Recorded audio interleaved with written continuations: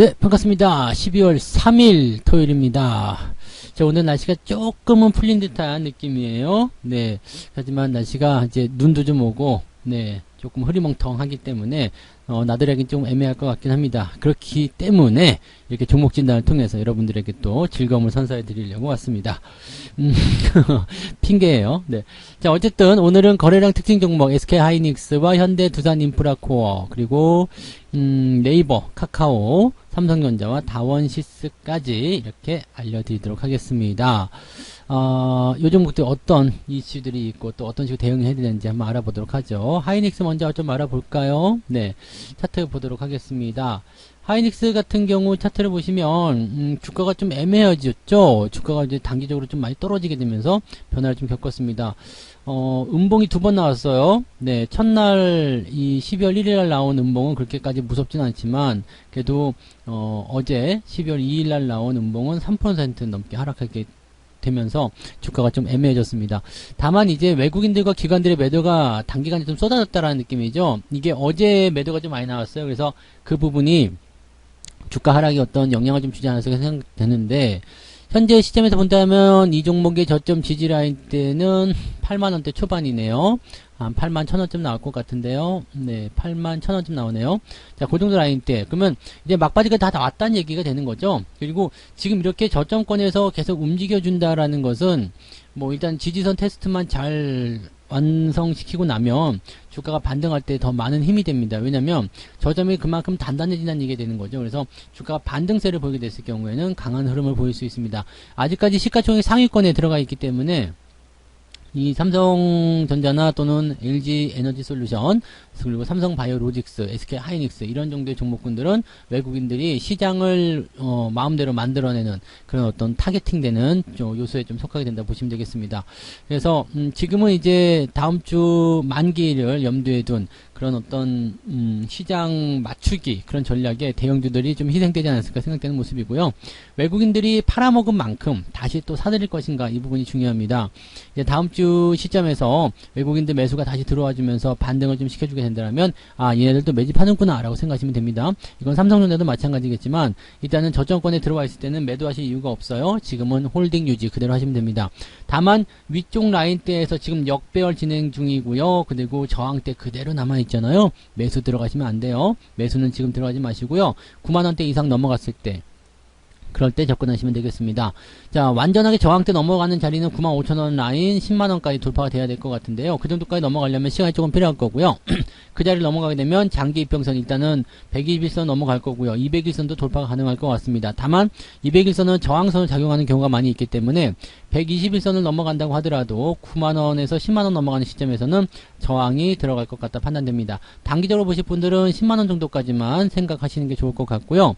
그 다음에 길게 보시는 분들은 이제 10만원대 저항 한 번 더 들어올 때 여러분들이 그 저항 때문에 들어가는 거구나, 어차피 거쳐야 될 과정이구나 라고 생각하시면 별 문제 없으실 거예요. 그래서 그렇게 판단하시면 되죠. 뭐 크게 문제될 만한 부분은 아니고요. 그냥 홀딩 유지 잘 해주시면 되겠고, 신규 매수는 좀 기다리셨다가요, 저렇게 9만원 정도 시점으로 가시면 될 것 같다 판단이 좀 드네요. 그런 식으로 판단해 보시면 되겠습니다. 자, 그러면 이제 다음 종목 두산인프라코어를 보죠. 두산인프라, 이게 현대로 넘어가면서 현대 두산인프라가 된 거고요. 지금 단계 많이 올라왔네요. 단계 많이 올라온 부분이 있어서 조정이 좀 들어가는 부분인데, 현재 지금 두산인프라코어 같은 경우는 나쁜 소식은 별로 없어요.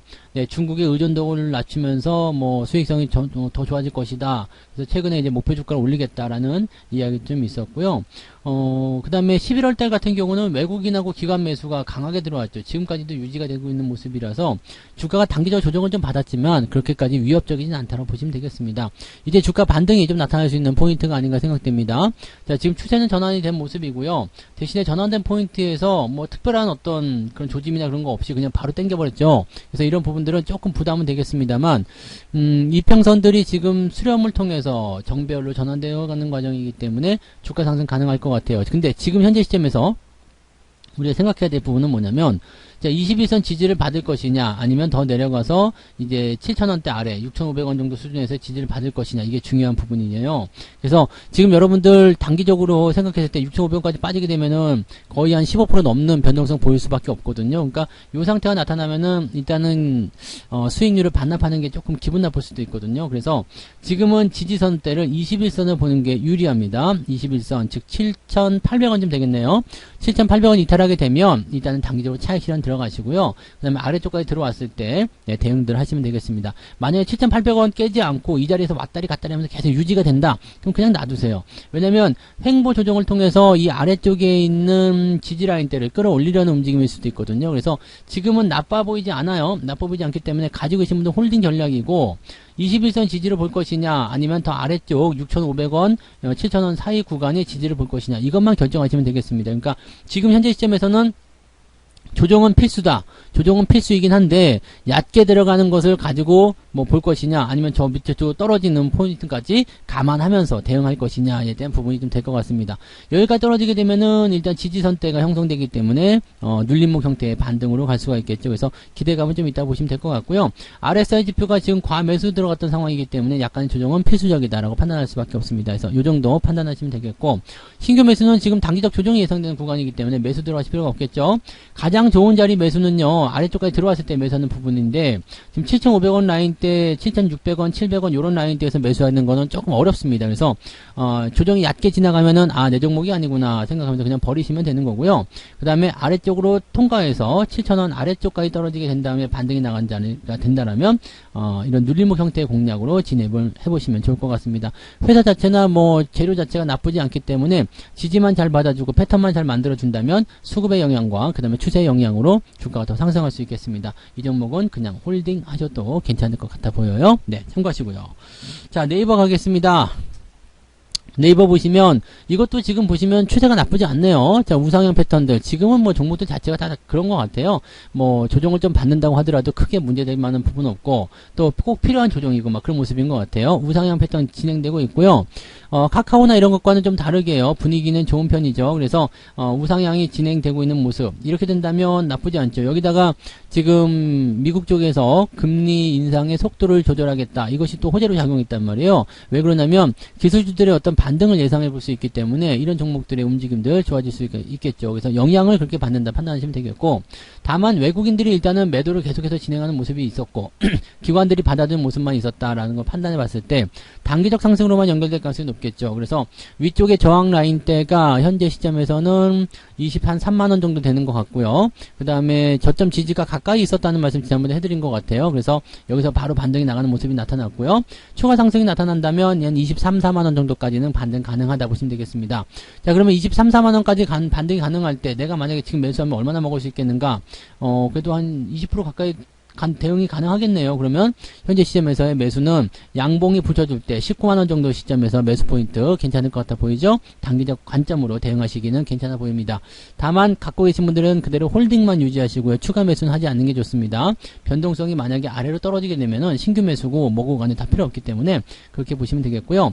가지고 계신 분들 입장에서는 아래쪽 지지 라인이 어디쯤 있을까 궁금하실 수 있어요. 근데 지지 라인 때는 여기 18만원대에서 진행되고 있습니다. 가까이에 있어요. 그렇기 때문에 현재 시점에서는 주가 이탈에 대한 어떤 부담감이나 위험은 갖지 않으실 것 같습니다. 그래서 지금은 그냥 홀딩만 잘 유지하시고요. 만약에 주가가 18만원대 아래로 떨어져 버린다라고 한다면 약간 주의는 하셔야 될 것 같긴 합니다. 근데 아래쪽에도 지금 지지라인이 계속 두껍게 있기 때문에 추세의 이탈로 보긴 좀 어렵습니다. 그리고 저점권이기 때문에 뭐 추세 이탈이고 뭐고 간에 그런 거 없어요. 그러니까 가급적이면 그냥 홀딩 전략 계속 유지하시는 게 맞지 않나 생각되니까 지금으로서는 그냥 들고 가시는 전략이 맞을 것 같습니다. 그리고 단기 접근 정도만 일단 23만원 정도까지 예상치를 높여가면서 생각을 해보시면 좋을 것 같아요. 그래서 이 종목은 그냥 홀딩, 그 다음에 신규 매수는 단기 접근으로만, 주가가 떨어질 때는 매수하지 마시고요. 19만원대 정도 찍어주게 되는 상황에서는 단기 접근 가능하다 말씀드릴 수 있겠네요.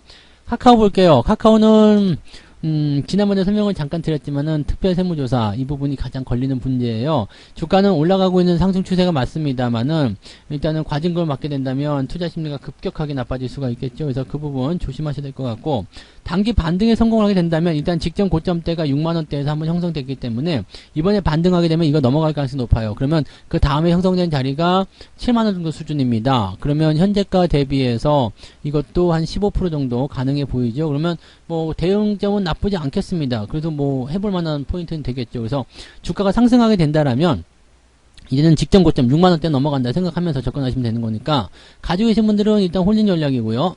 대신에 신규 접근하시는 분들은 단기 접근, 즉 주가가 올라갔을 때만 대응하시면 되겠습니다.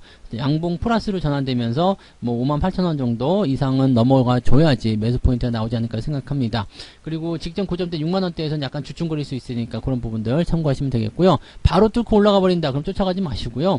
그냥 옆으로 붙여서 양봉 치고 올라갈 때만 대응을 해주시면 되겠고, 주가가 만약에 55,000원 아래로 떨어진다거나 53,000원, 52,000원 이렇게 떨어지면 아래쪽 5만원대의 지지선이 있기 때문에 현재 가지고 계신 분들은 그냥 홀딩하셔도 괜찮긴 하겠습니다만 매수 접근은 내려갈 때 하시면 안됩니다. 왜냐면 아래쪽 지지선 터치를 하고 난 상태에서 옆으로 누워버리면 답이 없어요. 그러니까 가지고 계신 분들은 어차피 지금이나 5만원이나 큰 차이 없습니다. 그러니까 그냥 유지만 잘 하시면 되겠고, 신규 접근에 대한 부분들은 이제 주가가 떨어졌을 때는 대응하지 않는다 보시면 됩니다. 즉 올라갔을 때만 신규 접근은 단기적으로 보시면 되겠습니다. 67,000~68,000원 정도까지는 가능해 보인다 보시면 되겠네요. 네. 자, 그 다음에 삼성전자로 넘어가 볼까요? 삼성전자도 요거는 한번 돌릴 때 매수해주면 참 좋을 것 같아요. 지금 계속 59,000원 아래쪽을 노리고 있긴 한데 포지션이 잘 안 나왔거든요. 그래서 저는 지금 59,000원 아래쪽 내려오게 되면 매수 포인트를 한번 가져볼까 생각을 하고 있습니다. 지난번도 계속 생각하고 있는데 그냥 그 자리에 돌려버려가지고 매수를 못했고, 61,000원 넘어가기 시작할 때도 매수 포인트가 괜찮았는데 그냥 바로 세게 치고 올라가는 바람에 매수 못했는데, 그래서 기다리고 있었더니 다시 들어오네요. 너 안 샀어? 나도 좀 너도 좀 사게 해줄게 이렇게 들어오는 것 같은데, 만약에 주가 추이가 그냥 바로 올라가면 또 어쩔 수 없어요. 그러면은 올라가는 거 보면서 대응을 점을 잡아야 되는 거고요.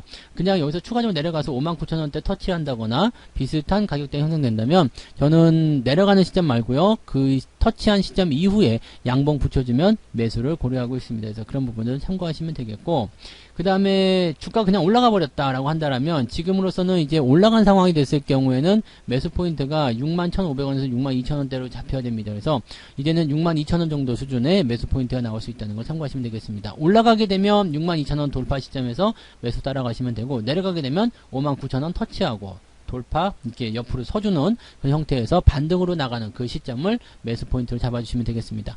가지고 계신 분들은 어떻게 하면 좋을까요? 뭐 지금은 다 빠졌다고 생각됩니다. 삼성전자도 저점권이고 여기서 빠져봤자 얼마나 빠지겠느냐라는 생각을 할 수밖에 없겠죠. 뭐 시장이 더 내려갈 이유가 없다라면 삼성전자도 더 내려갈 이유가 없습니다. 그래서 지금은 가지고 계신 분들은 그냥 그대로 홀딩하시면서 계속 보세요. 뭐 지금 현재로서 부담될 만한 내용은 아닐 거라 판단됩니다. 그래서 그 내용들 같이 보시면 되겠네요. 네. 자, 그 다음에 다원시스 볼게요. 다원시스 주가가 좀 많이 내렸네요. 지금 2021년 11월부터 시작해가지고 계속 내렸는데 이게 3만원대짜리 종목이 지금 16,000원, 지금 거의 반토막이 좀 넘어갔네요. 그죠? 마이너스 한 60% 정도 나온 종목인 것 같은데 변동성이 제법 크게 나왔어요. 지지선도 다 깨진 모습이고요. 썩 좋지 않네요. 근데 내용을 좀 살펴보게 되면은 3분기 이익 같은 경우는 별도로 봤을 때 영업이익이 흑자 전환되었다라는 부분이 좀 있고, 근데 이 전환사채 발행이라든지 뭐 기타 등등의 내용들을 좀 보니까 약간은 애매한 부분이 좀 있고요. 그 다음에 과징금을 좀 받았네요. 7월달에 과징금을 좀 받으면서 주가가 조금 더 안 좋은 모습 좀 보여줬고요. 지금 뭐 아무튼 뭐 그런 형태의 내용들인데 전환사채 발행도 좀 있고, 그러면은 뭐 하반기에 턴어라운드 기대한다라고 하더라도 지금 추세가 나오기 전까지는 대응하기 좀 어려울 것 같네요. 실적 같은 부분들도 그렇게 썩 좋아 보이지 않죠. 지금은 퍼가 잡히지 않는 거 보면은 적자에 대한 부분들이 좀 있는 것 같은데, 이렇게 된다라면은 약간 애매한 부분이 좀 있다는 걸 참고하셔야 될 것 같습니다. 추세는 아직 나오지 않은 형태의 모습이기 때문에 뭐 크게 부담될 만한 내용은 아니겠습니다만, 글쎄요. 일단은 하락 추세를 계속 진행하고 있기 때문에 만약에 직전 저점에 있는 15,500원 라인대가 이탈하게 된다면 이 종목은 더 깊이 떨어질 수도 있습니다. 그래서 현재로서는 15,500원을 지지라인을 보셔야 될 것 같고요. 이탈하게 되면 비중을 축소하거나 매도 관점 보시는 게 맞을 것 같아요. 다만 그렇게까지 내려가게 되면은 이 RSI 지표가 과매도 들어갑니다. 그럼 기술적 반응이 나타날 수가 있겠죠. 그러니까 단박에 이렇게 훅 빠져가지고 뭐 이제 RSI 지표가 저 아래쪽까지 떨어질 구간이 된다면 반등을 또 기다려보는 것도 괜찮을 것 같습니다. 지금 보면은 이 저점에 대한 지지가 어느 정도는 되고 있다고 판단이 되거든요. 그래서 깨지 않으면 다행이고요. 깨더라도요, 일단 RSI 지표 잘 살펴보시면서 같이 떨어지게 된다. 그 RSI 지표가 과매도 들어갔다. 그러면은 당장 매도하는 것보다 단기반등 노려가지고 대응하시는 게 유리할 수도 있습니다.